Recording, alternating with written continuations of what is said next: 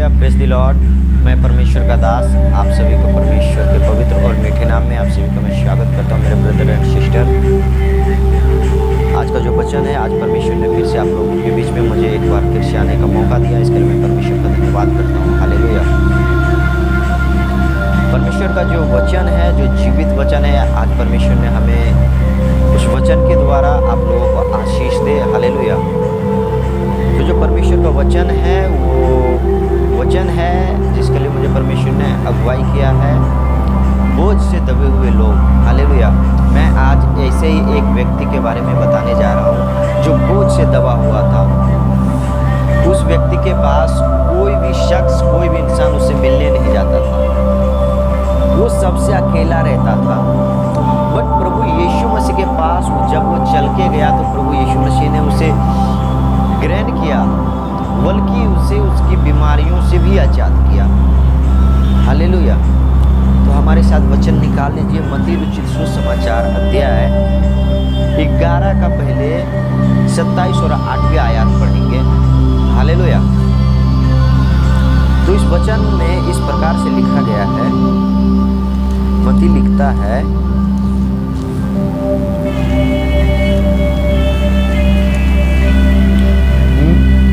मत्ती की पुस्तक में जब हम पढ़ेंगे तो यहाँ पे इस प्रकार से वचन लिखा गया है, मेरे पिता ने मुझे सब कुछ सौंपा है। हालेलुया। प्रभु यीशु मसीह कहता है, मेरा स्वर्गीय पिता जिसने मुझे इस पृथ्वी पे भेजा ताकि मैं पिता का इच्छा पूरी कर सकूं, वो मुझे सब कुछ सौंपा है। हालेलुया। और कोई पुत्र को नहीं जानता केवल पिता, और कोई पुत्र को नहीं जानता केवल पुत्र, और वह जिस पर पुत्र को प्रकट करना चाहे। हे सब परिश्रम करने वाले लोग और बोझ से दबे हुए लोग, मेरे पास आओ, मैं तुम्हें विश्राम दूंगा। आमीन। जानते परमेश्वर जो स्वर्गीय पिता है, वो जिसके ऊपर चाहे अपने पुत्र का आशीष, जो परमेश्वर ने जो उसका मकसद था कि प्रभु यीशु मसीह जब मानव पुत्र कहलाया और पृथ्वी पे आया, वो सारे बोझ से दबे हुए लोगों, हर एक कौम के लोगों को वो आजाद, चंगाई और आशीष देने के लिए आया इस पृथ्वी पे। और इस वचन कहता है, मेरे पिता ने मुझे सब कुछ सौंपा है। हालेलुया। अब जानते हैं कि सब कुछ, स्वर्गीय, स्वर्गदूत, पृथ्वी, आकाश, धरती, अधोलोक, जितने सारे चीज हम देखते हैं, उन सभी को प्रभु यीशु मसीह को सौंप दिया। हालेलुया। और प्रभु यीशु मसीह कहता है, मेरे पिता ने मुझे सब कुछ सौंपा है। हालेलुया। क्या कहता है प्रभु यीशु मसीह? मुझे सब कुछ सौंपा है, और पिता, बल्कि वह जिस पर पुत्र को प्रकट करना चाहे, यानी प्रभु यीशु मसीह के जो आशीषें दी है, वो जिस पे प्रकट करना चाहे वो परमेश्वर प्रकट कर सकता है। और कहता है वचन है, हे सब परिश्रम करने वाले लोग, मेरे पास आओ और मैं तुझे विश्राम दूंगा। हालेलुया। ऐसे एक व्यक्ति के बारे में हम जानेंगे जो बहुत ही बोझ से दबा हुआ है और परमेश्वर के पास आया तो परमेश्वर ने उसे किस प्रकार से चंगाई दिया। तो हमारे साथ वचन निकाल लीजिए, मरकुस रचित सुसमाचार अध्याय 1 का 40 से लेकर 44 पद तक पढ़ेंगे। तो यहाँ पे इस प्रकार से वचन हमें बताती है,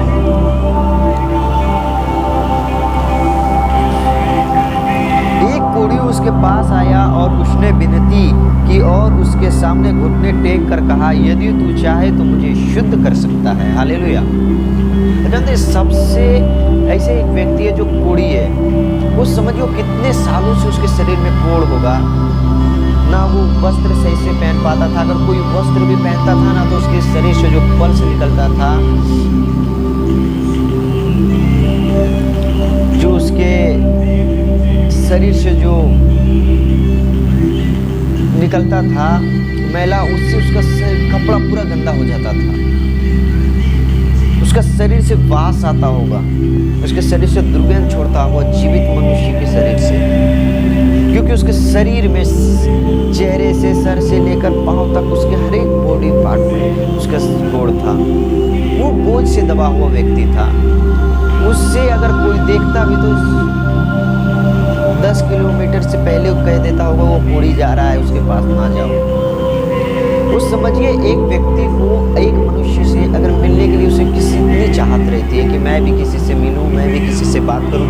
आज हम जिस प्रकार से हर किसी से मिलते हैं, हर दिन नए नए लोगों से मिलते हैं, बात करते हैं, बट ये कोड़ी के व्यक्ति के क्या मन में इच्छा नहीं होगा कि मैं भी किसी से मिलूं, बातें करूं। हालेलुया। उसकी भी इच्छा होती होगी, परंतु वो के पास कोई व्यक्ति नहीं जाता था। जब प्रभु यीशु मसीह उसके पास गया, उस रास्ते से जा रहा था, तो उसके पास कोढ़ी व्यक्ति घुटने टेक कर आया और कहा यदि तू चाहे तो मुझे शुद्ध कर सकता है। हालेलुया। आप जानते हैं ये बोझ से दबे हुए लोगों के लिए परमेश्वर सबसे पहले रास्ता खोलता है। हालेलुया। आप समझिए जब प्रभु यीशु मसीह जब चल रहा था तो उसके साथ बहुत सारी भीड़ थी, बट उस भीड़ में केवल कोढ़ी व्यक्ति को ही प्रभु यीशु मसीह ने आजाद किया। क्यों? क्योंकि उसने कहा प्रभु यदि तू चाहे तो मैं शुद्ध हो सकता हूँ। हालेलुया। उसने ये नहीं कहा कि मैं चाहता हूँ मैं शुद्ध हो जाऊं, परंतु उसने यह कहा कि यदि तू चाहता है प्रभु तो मुझे शुद्ध कर सकता है। Hallelujah. Praise the Lord. Hallelujah. और जब ऐसा ही कहा तो प्रभु यीशु मसीह ने क्या किया? देखिए, उसने उस पर तरस खाकर हाथ बढ़ाया और उसे छूकर कहा मैं चाहता हूँ तू शुद्ध हो जा। सबसे प्रभु यीशु मसीह आपको बोझ का हल्का करेगा। आपकी जो मन में बातें हैं उसे प्रभु यीशु मसीह हल्का करेगा और वो कहेगा कि तू आजाद हो जाएगा जब आप कहेंगे पिता मेरी जीवन में मेरी इच्छा नहीं वरन तेरी इच्छा पूरी हो। हालेलुया। और इसी प्रकार से इस कोढ़ी व्यक्ति बोझ से दबा हुआ था, बीमार था, कोढ़ था उसके शरीर में। उसके पास हर एक व्यक्ति जाने से रोता होगा, गिड़गिड़ाता होगा, वो कहता होगा मैं उसके पास क्यों जाऊं। बट प्रभु यीशु मसीह ने उसे शुद्ध किया, बल्कि उस अपना हाथ बढ़ाकर उसे आशीष भी किया। और जैसे ही प्रभु यीशु मसीह ने कहा कि तू शुद्ध हो जा, वैसे ही उसके सारे कोढ़ जाता रहा। हालेलुया। उसका सारा कोढ़ जाता रहा। आमीन। ऐसा ही हो। और तुरंत उसका कोढ़ जाता रहा और वह शुद्ध हो गया। वो बोझ से दबा हुआ व्यक्ति, वो रोने वाला व्यक्ति जिसके शरीर से प्यू निकलता होगा, जिसके शरीर से मलबे निकलते होंगे, जिसके शरीर से वास आता होगा, वैसे व्यक्ति को प्रभु यीशु मसीह ने छुआ और बल्कि उसे आजाद किया, उसे शुद्ध भी किया। और उसे प्रभु यीशु मसीह ने क्या कहा? और उसने कहा, प्रभु यीशु मसीह ने उस कोढ़ी व्यक्ति से कहा देख किसी से कुछ मत कहना, परंतु जाकर अपने आप को याजक को दिखा और अपने शुद्ध होने के विषय में जो कुछ मूसा ने ठहराया है उसे भेंट चढ़ा की ईद पर गवाही हो। हालेलुया। देखिए यहाँ पे क्या हो रहा है। जब वो कोढ़ी व्यक्ति चंगा हो गया तो प्रभु यीशु मसीह ने वहां पे क्या कहा? उन पर गवाही हो।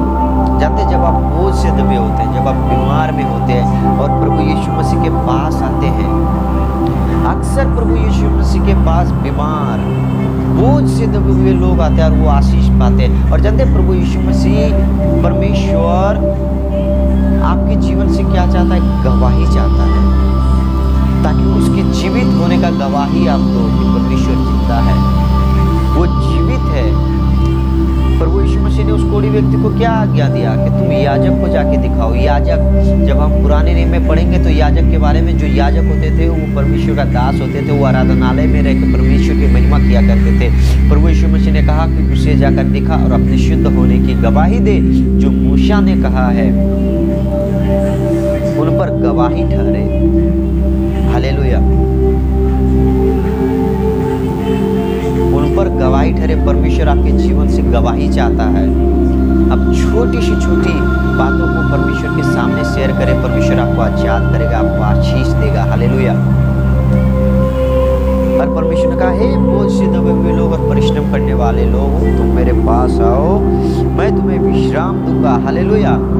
और परमेश्वर विश्राम ही नहीं देता बल्कि उसे आजाद करता है, उनको आशीष देता है। अगर आप बीमार में तो आपकी बीमारी जाएगी। हालेलुया। और जब आप वचन पढ़ेंगे 30 में तो लिखा है, क्योंकि मेरा जुआ सहज और मेरा बोझ हल्का है। प्रभु यीशु मसीह कहता है, जब तुम मेरे पास आओगे, जब तुम मेरे वचनों को सुनोगे, जब तुम उसे ग्रहण करोगे, जब तुम आशीष पाओगे, तो मेरा जुआ बहुत हल्का है, मेरा वचन बहुत ही आशीष है। जो मैं बोलता हूँ उससे तुम्हें आशीष मिले, परमेश्वर की इच्छा पूरी हो। हालेलुया। परमेश्वर का जुआ बहुत हल्का है मेरे प्रिय भाइयों को। परमेश्वर आपसे प्रेम करता है, वो चाहता है कि आप उनके जीवित होने की गवाही दें। अगर आप आज बोझ से दबे हुए हैं तो उस परमेश्वर के पास जाएं जिसने आकाश और पृथ्वी को रचा है। अब उस परमेश्वर यहोवा के सम्मुख जाएं और उसे विनती करें, जिस प्रकार से इस कोढ़ी व्यक्ति ने गया, प्रभु यीशु मसीह के पास गया नहीं बल्कि घुटने टेक कर गया और उसे कहा, यदि तू चाहता है तो मुझे शुद्ध कर दे। वो बोझ से दबा हुआ व्यक्ति वो हर रोज रोता होगा, हर रोज चिल्लाता होगा, उसके शरीर में जब दर्द होते होंगे। हालेलुया। वो रोता होगा, गिड़गिड़ाता। इस वचन के द्वारा मेरे प्रभु हर एक भाई बहन को आशीष कर मेरे परमेश्वर, ताकि जितने लोग मेरे परमेश्वर इस वीडियो को देखें और तेरे कलाम को सुने, मेरे परमेश्वर सभी को तो आशीष दे। यीशु के नाम से धन्यवाद के साथ राजेश प्रार्थना को